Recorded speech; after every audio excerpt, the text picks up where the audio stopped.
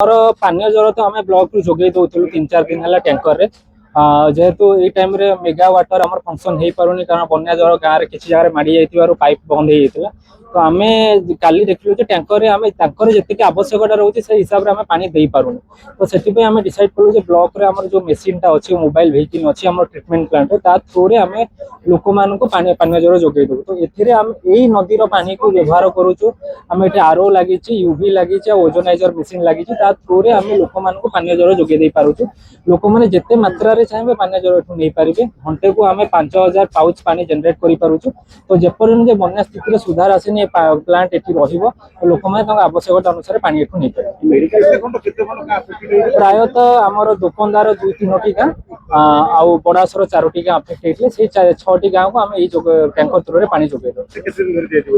प्रायतः जेपर्यंत सुधार आसनी से पर्यंत टैंक ये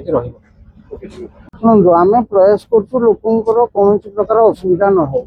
एवं आमर बन्या छाड़ी सारा दिने 2 दिन पर आम सब ट्यूबवेल गुड़ाक क्लोरिनेसन करदेबू कूओ क्लोरिनेसन करदेबू एवं प्रति गाँव में इंडिविजुअली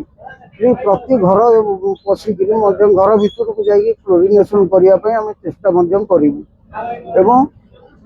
प्रशासन सबु बेले लोकों पाखे निश्चिंत पहुँचू एवं आम साहाय्य ये गाड़ी आपंकर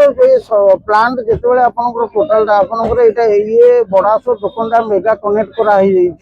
किंतु जो पानी कमिज मेगा चलो आम प्लांट उठे नहीं प्लांट बर्तमान कोणासर अच्छी 100% आम उपयोगी और ड्रिंकिंग बुल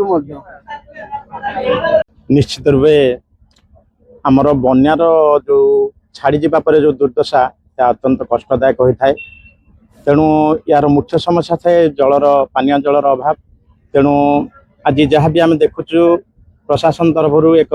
शुद्ध पानीय जलर पैकेट जोगे दि जाऊँचे सी पुणी बन्या जल प्रस्तुति करा जाउची तेणु यही प्रक्रिया